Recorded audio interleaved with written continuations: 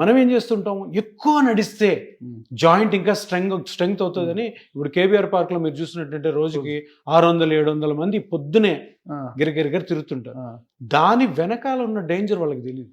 అందరూ ఏమనుకుంటారు, ఒక రౌండ్ కొట్టామా 4 కిలోమీటర్లు ఏదో ఎవరెస్ట్ శిఖరం ఎక్కిన ఫీలింగ్ ఉంటుంది. కానీ దాని వెనకాల మీ బాడీలో జాయింట్స్లోను స్పైన్లోను ఏం డ్యామేజ్ జరుగుతుందో మీకు తెలీదు. అందరూ ఏమనుకుంటారంటే వాకింగ్ అంటే ఏదో అమృతం, నడిస్తే ఇంక అయిపోయిందిరా మనం మొత్తము బాడీ అంతా హెల్తీకి తయారైపోతుంది అనుకుంటారు. తప్పది. ఒక్కొక్క మనిషికి వాళ్ళ వయస్సును బట్టి, వాళ్ళ ఏజ్ను బట్టి, వాళ్ళకి బాడీలో జాయింట్స్లో ఉన్న కండిషన్ బట్టి ఎక్సర్సైజ్ చేయాలి, కానీ బ్లైండ్గా ఎక్సర్సైజ్ చేయాలి. ఇప్పుడు ఒక్కటి సార్, ఎవరన్నా జబ్బు అనారోగ్యము అంటే అన్నిటికీ ఒకటే మార్గము, ఒకటే మూలం నడకనే. మీరు రోజు నడవండి, అన్ని అనారోగ్యాలకు దూరంగా ఉండండి. రోజు బాగా నడవండి, 10 కిలోమీటర్లు నడవండి, కనీసం 5 కిలోమీటర్లు నడవండి. స్వేదం ఇలా చిందించాలి, చెమట ఇలా కారిపోవాలి అంటుంటారు సార్. మరి మీరేమో ఇలా అంటున్నారు అంటే ఇప్పుడు నేను మాట్లాడినా, మీరు మాట్లాడినా, ఎవరు మాట్లాడినా కానీ ఒక ఎవిడెన్స్ ఉండాలి. Scientific evidence, science, medical science, అంతే కదా. హెల్త్ అంటే మెడికల్ సైన్స్.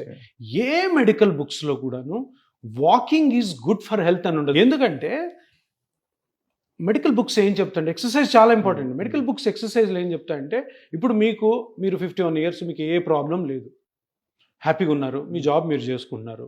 పొద్దున సాయంత్రము ఒక 1/2 hour to 45 minutes mild to moderate physical exercise చేయమంటారు. అది ఎట్లాగా మీకున్న కండిషన్ బట్టి.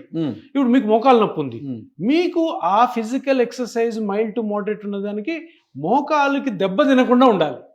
అదే షోల్డర్ ఉంది, షోల్డర్ ఎక్సర్సైజ్ లేకుండా ఈ mild to moderate 1/2 hour to 45 minutes exercise ఉండాలి. అవి ఎవరు చెప్తారు? డాక్టర్ చెప్తారు. సో డాక్టర్ చెప్పకుండా మీ పక్కింటోడు జిమ్కి వెళ్ళమన్నాడని, మీ పక్కింటోళ్ళు లేదంటే మీకు తెలిసిన వాళ్ళు సైక్లింగ్ చేద్దాం పదా అని, లేదంటే మనం కేవీఆర్ పార్క్ లో వాకింగ్ చేద్దామని విని అది డేంజర్. ఎందుకంటే అట్లాగా చెప్పడం వల్ల, అలాగా అపోహపడి మీరు వెళ్ళడం వల్ల మేము బిజీ అవుతున్నాం. సో మాకు మంచి పేషెంట్లు వస్తున్నారు, కానీ అది మంచి కాదు. ఎందుకంటే మీరు ఇప్పుడు క్వశ్చన్ అడిగారు, ఎందుకు వస్తాయి మోకాలు నొప్పులు, అసలు అంటే రీజన్ ఏంటి సార్? మోకాలు నొప్పులు రాకుండా ఉండొచ్చు కదా. దానికన్నా ముందు ఒక ప్రశ్న సార్. మార్నింగ్ వాకింగ్ వెళ్ళేటప్పుడు కొంతమంది కాంపౌండ్స్లోని చేస్తుంటారు సార్. ఇప్పుడు కమ్యూనిటీస్ ఉంటాయి కదా, కమ్యూనిటీస్లో సీసీ రోడ్స్ ఉంటాయి అనమాట. ఉత్త కాళ్ళతో నడిచే వాళ్ళు కొంతమంది కనిపిస్తుంటారు మనకి. కొంతమంది షూ వేసుకుంటారు, కొంతమంది చెప్పులు వేసుకుంటారు. ఇక్కడ అందరితో ఒకటి ఉంటుంది, ఉత్త కాళ్ళతో సీసీ రోడ్స్ మీద నడితే, ఉత్త కాళ్ళతో మామూలు చెప్పులు ఎలాంటి షూ లేకుండా సీసీ రోడ్డు మీద నడవడం వల్ల నీ మోకాళ్ళు అరిగిపోతాయి. మట్టిలో నడిస్తే మంచిది. మట్టిలో నడిస్తే ఉత్తకాలతో ఎలాంటి చెప్పులు షూ లేకుండా మట్టిలో నడిస్తే మంచిది. కొద్దిగా రక్త ప్రసరణ అనేది బాగా జరుగుతుంది. అదే నువ్వు సీసీ రోడ్డు మీద నడిస్తే నీ మోకాళ్ళు అరిగిపోతాయి అంటారు. ఇంకోటి షూ ఏ కంపెనీ వాడుతున్నావు నువ్వు? వద్దండి, అవి వేసుకుంటే మోకాళ్ళు అరిగిపోతాయి, పలానా కంపెనీ షూ వాడితే చాలా బాగుంటుందండి, మోకాళ్ళకి ఎలాంటి ప్రమాదం ఉండదండి అంటుంటారు. ఇవన్నీ ఏంటి సార్? దీని గురించి ఒకసారి వివరించండి.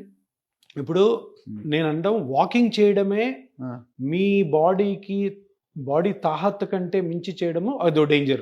ఓకే, తప్పకుండా అన్ని బాడీలో పార్ట్స్ అవుతాయి. ఇంకోటి, చెప్పులు లేకుండా నడవడం వల్ల ఏమవుతుంది, మీకు ఈ షాక్ అబ్జార్బింగ్ ఉండదు. ఇప్పుడు మీరు ఇట్లా బరువు వేసి నడుస్తున్నప్పుడు మీకు సోల్ కింద ఏదైనా కుషన్ ఉంది అనుకోండి, బాడీ వెయిట్ ఆ కుషన్ తీసుకుంటారు. ఇప్పుడు మీరు ఉత్తకాలతో నడిచారనుకో ఏమవుతుంది, డైరెక్ట్ గా ఆ హార్డ్ సర్ఫేస్ మీద ఈ సోల్ పడుతుంది. అరికాలు పెట్టినప్పుడు అరికాలు డ్యామేజ్ అవ్వచ్చు, దానివల్ల నీ జాయింట్, హిప్ జాయింట్ కూడా డ్యామేజ్ అవుతుంది. అంటే ఏదో ఒక షాక్ అబ్జార్బింగ్ ఉండాలి. సో డైరెక్ట్ గా మీరు ఎప్పుడు కూడా సిమెంట్ మీద కానీ, సిసి రోడ్ మీద కానీ, అసలు మట్టిలో కూడా నడవకూడదు. ఎప్పుడు మీరు వాకింగ్ చేయాలనుకున్నప్పుడు, డాక్టర్ గారు చెప్పినప్పుడు, ఊరికే మీ అంతటా మీరు చేయొద్దు అనుకున్నప్పుడు, తప్పకుండా మంచి కుషన్ ఉండి మంచి ఫోమింగ్ ఉన్న షూ వాడడం ఆల్వేస్ మంచిది. Okay, better. కానీ అనవసరంగా వాకింగ్ అయితే చేయొద్దు.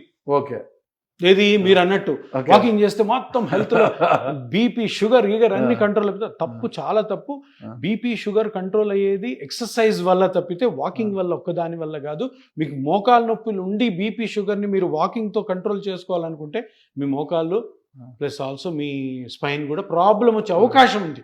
సో తెలిసి అటువంటి చేయొద్దు. తప్పకుండా డాక్టర్ని సంప్రదించి, సార్ ఇది నాకు మోకాలు అరిగింది, నా షుగర్ కంట్రోల్లో ఉండాలి, నేను ఎటువంటి ఎక్సర్సైజ్ చేయాలి. సో మీకు మీ మోకాలు నొప్పి, మోకాలు కూడా డ్యామేజ్ కాకుండా ఉండాలి, అదేవిధంగా షుగర్ కూడా కంట్రోల్ అయ్యే ఎక్సర్సైజ్ డాక్టర్ దానికి సంబంధించి ఎక్సర్సైజ్ మాత్రం సింపుల్. మీరు అడిగిన దాని క్వశ్చన్కి ఆన్సర్ ఏంటంటే, ఈ గుజ్జు అరగడానికి కారణం వయసు, మనం చేసే యాక్టివిటీస్, మన ఫుడ్ హ్యాబిట్స్, తెలియకుండా మోకాల మీద ఎక్కువ ప్రెషర్ పడేయడము తెలియకుండా. కొందరు ఏమనుకుంటారు మోకాలు నొప్పి స్టార్ట్ అయితే ఎవరో పక్కింటోడు చెప్తాడు వాకింగ్ చేయి ఈ రోజు నుంచి తగ్గిపోద్దని. ఏమవుతుంది, ఇది అరిగింది కాస్త మొత్తం పోతుంది. మొత్తం పోయి ఆ దాని థిక్నెస్ అరిగి కంప్లీట్గా బోన్ టు బోన్ వచ్చేస్తుంది అనమాట ఇది ఈ గ్యాప్ లేకపోతే. సో అందరు గమనించాల్సింది ఏంటంటే మోకాలంతా ఎప్పుడు చెడిపోదు, మోకాలంతా కూడా మార్చుకోవాల్సిన అవసరం లేదు. ఇప్పుడు మోకాల నొప్పులుండి వాకింగ్ చేసేవారు నీ ప్యాడ్స్ వేసుకొని ప్యాడ్స్ వేసుకొని మరి అవి వేసుకుంటే ఏం కాదు హ్యాపీగా నడవచ్చు అని నడుస్తుంటారు కదా. ఇవన్నీ కూడా కమర్షియల్ యాక్టివిటీస్. మీకు లోపల డ్యామేజ్ అవుతుంటే క్యాప్ వేసుకుంటే ఏమవుతుంది? ఓకే, ఏం లోపల ఏమైనా మంత్రం పోతుందా, మ్యాజిక్ పోతే ఏం పోదు కదా, లోపల అరిగే జరుగుతూనే ఉంటుంది. ఓకే, చూశారు కదండి డాక్టర్ సుధీర్ దారా గారు చెప్పింది. ఒక జబ్బు చేస్తుంది, అందరూ ఆసుపత్రిలోకి వెళ్తుంటారు, డాక్టర్లు చూపిస్తారు, కానీ జబ్బు నయం కాదు. అది వాళ్ళ లోపం కాదండి. సరైన డాక్టర్ దగ్గరికి, జబ్బు యొక్క మూలాలు తెలుసుకొని మందు ఇచ్చే డాక్టర్ దగ్గరికి వెళ్తేనే ఆ రోగం నయం అవుతుంది. ఇది అందరూ గమనించాలి. అలాగే మోకాల నొప్పులు అందరికీ వస్తుంటాయి, ప్లాస్మా థెరపీలు అందరూ చేస్తుంటారు, కానీ అది ఎలా చేయాలి, ఎంత మోతాదులో చేయాలి, ఏంటి అని తెలిసిన డాక్టర్ దగ్గరికి వెళ్తేనే ఆ ప్లాస్మా థెరపీ కూడా సక్సెస్ అవుతుంది.